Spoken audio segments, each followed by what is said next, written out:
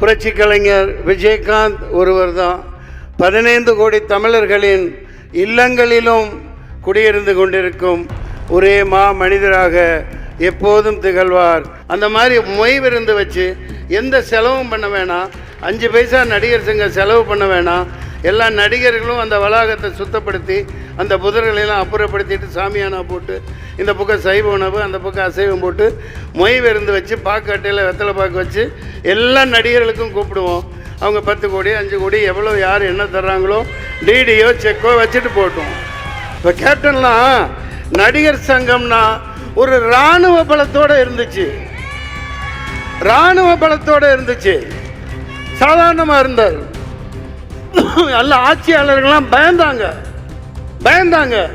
இல்லாட்டி ஒரு ராமேஸ்வர போராட்டம் ட்ரெயின் ஃபுல்லாக ரொப்பிக்கிட்டு அங்கே போய் நடத்தி காமிச்சிருக்க முடியாது.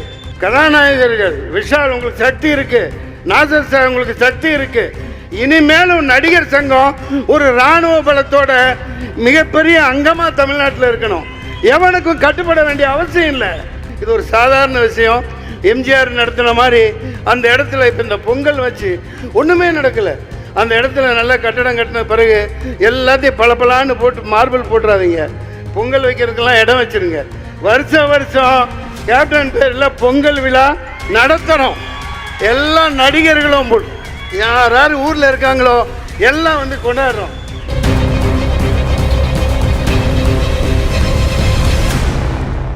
அனைவருக்கும் பணிவான வணக்கங்கள்.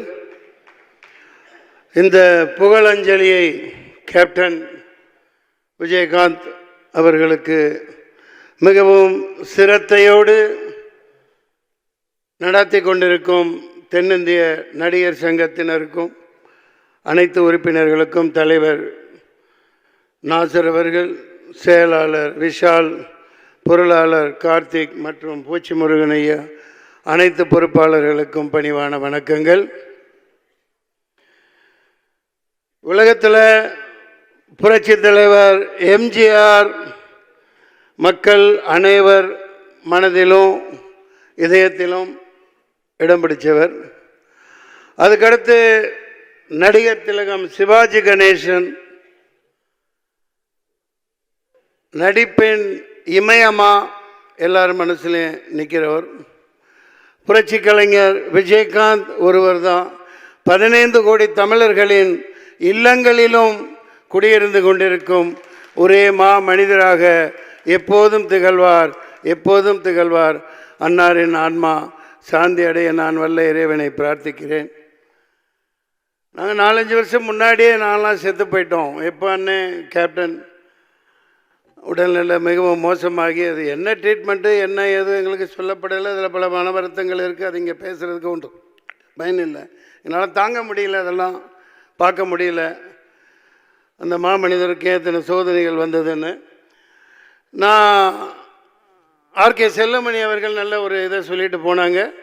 அதன் தொடர்ச்சியாக புரட்சி கலைஞர் வளாகம்ங்கிறது வைக்கிறதுல ஒன்றும் இது இல்லை. ஆனால் நடிகர் சங்கத்தின் தலைவர் பொருளாளர் முக்கியமாக கார்த்திக்கு நான் வேண்டி கேட்டுக்கிறேன். இது ஒரு கருத்தாக நீங்கள் எடுத்துக்கோங்க.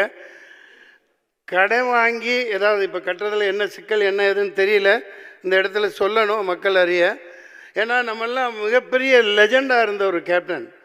நான் அவர் தலைவராக இருக்கையில், நடிகர் சங்க தலைவராக இருக்கையில் செயற்குழு உறுப்பினராக இருந்தவன். அந்த பத்திரத்தையெல்லாம் வாங்கி காமிச்சு அந்த அங்கே இது இருக்கும், அங்கே அது என்ன அந்த படம் பார்க்குற இடம் தேட்டர், அங்கே வச்சு செயற்குழு ஒரு நடந்துகிட்டு இருக்கையில் அதெல்லாம் காமிச்சு எவ்வளோ ஈடுபாடாக எப்போவும் சிரிச்சுக்கிட்டே இருப்பாங்க. கடன் வாங்கி கட்டாமல் அதை அவர் பாதையில் மொய் விருந்து மாதிரி எப்படி ஒரு படத்தில் பண்ணியிருப்பாங்க. அந்த மாதிரி மொய் விருந்து வச்சு எந்த செலவும் பண்ண வேணாம், 5 பைசா நடிகர் சங்கம் செலவு பண்ண வேணாம்.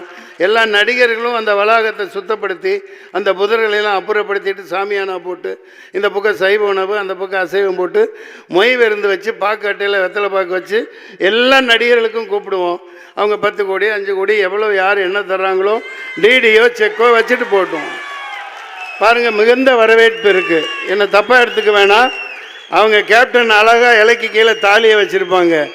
அதே பாணியில் அது வேறு ஃபார்மேட்லேயும் பண்ணிக்கலாம், ஒன்றும் தப்பு இல்லை. எல்லாத்தையும் கூப்பிட்டு ஏண்டா எவனும் வந்து இங்கே தமிழ்நாட்டில் ஆட்டை போட்டு என்னதையும் பில்டிங் கட்டுறான். 40 பில்டிங் கட்டுறான், 40 மாடி கட்டுறான், 50 மாடி கட்டுறான். எப்போ நம்ம கண்ணு முன்னாடி வந்து கூலை கும்பிடு போட்டவன் 20 வருஷத்துக்கு முன்னாடி என்கிட்ட அசிஸ்டண்டாக இருந்தவன் பெரிய பில்டராக இருக்கான். நம்ம அதே இடத்துல இருந்துட்டு இருக்கோம். இப்போ கேப்டன்லாம் நடிகர் சங்கம்னா ஒரு இராணுவ பலத்தோடு இருந்துச்சு, இராணுவ பலத்தோடு இருந்துச்சு. சாதாரணமாக இருந்தார். நல்ல ஆட்சியாளர்கள்லாம் பயந்தாங்க. இல்லாட்டி ஒரு ராமேஸ்வர போராட்டம் ட்ரெயின் ஃபுல்லாக ரொப்பிக்கிட்டு அங்கே போய் நடத்தி காமிச்சிருக்க முடியாது. நெய்வேலி போராட்டம் இங்கே குறிப்பிட்டாங்க பேசினவங்க. நம்ம அதுக்காக நம்ம 2 கொம்பு வச்சுக்கிட்டு இருக்கணும்னு அவசியம் இல்லை. கதாநாயகர்கள் விஷால் உங்களுக்கு சக்தி இருக்கு, நாசர் சார் உங்களுக்கு சக்தி இருக்கு.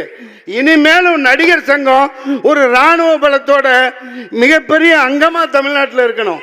எவனுக்கும் கட்டுப்பட வேண்டிய அவசியம் இல்லை. பார்த்துக்கலாம், எத்தனையோ கோடி போட்டு பணம் எடுக்கிறோம். தயவு செஞ்சு கடை வாங்காதீங்க. அதாவது டிரான்ஸ்பரண்டாக இருக்கட்டும். எந்த நடிகர் என்ன கொடுக்குறாங்களோ என்னங்க இதெல்லாம் ஒரு ஜிஜிபி மேட்ருங்க, சாதாரண விஷயம். ஒரே வருடத்துக்குள்ளே கட்டப்பெறணும். விஷால் அது நிச்சயமாக செய்வார். கார்த்திக் பொருளாளர்கிட்ட கெஞ்சி கேட்டுக்கிறேன், நான் கூட வரேன். நீங்கள் செயற்குழு உறுப்பினர்கள் மட்டும் ஈகோ பார்த்துட்டுலாம் இருக்காதீங்க. நடுராத்திரி கூப்பிடுங்க, எப்போ கூப்பிட்டாலும் வரோம், எல்லாரும் வருவாங்க. இது ஒரு சாதாரண விஷயம். எம்ஜிஆர் நடத்தின மாதிரி அந்த இடத்துல இப்போ இந்த பொங்கல் வச்சு ஒன்றுமே நடக்கலை. அந்த இடத்துல நல்லா கட்டடம் கட்டின பிறகு எல்லாத்தையும் பளபளான்னு போட்டு மார்பிள் போட்டுறாதீங்க. பொங்கல் வைக்கிறதுக்கெல்லாம் இடம் வச்சுருங்க. வருஷம் கேப்டன் பேரில் பொங்கல் விழா நடத்தணும். எல்லா நடிகர்களும் யார் ஊரில் இருக்காங்களோ எல்லாம் வந்து கொண்டாடுறோம், ஜாலியாக கொண்டாடலாம். சரிங்களா? மக்களை நல்லா வாழ வைக்கணும். அதான் கேப்டன் சொன்னது. அன்னாரின் ஆன்மா சாந்தியுடைய வாழ்த்துக்கள். பிரார்த்திப்போம். நன்றி, வணக்கம்.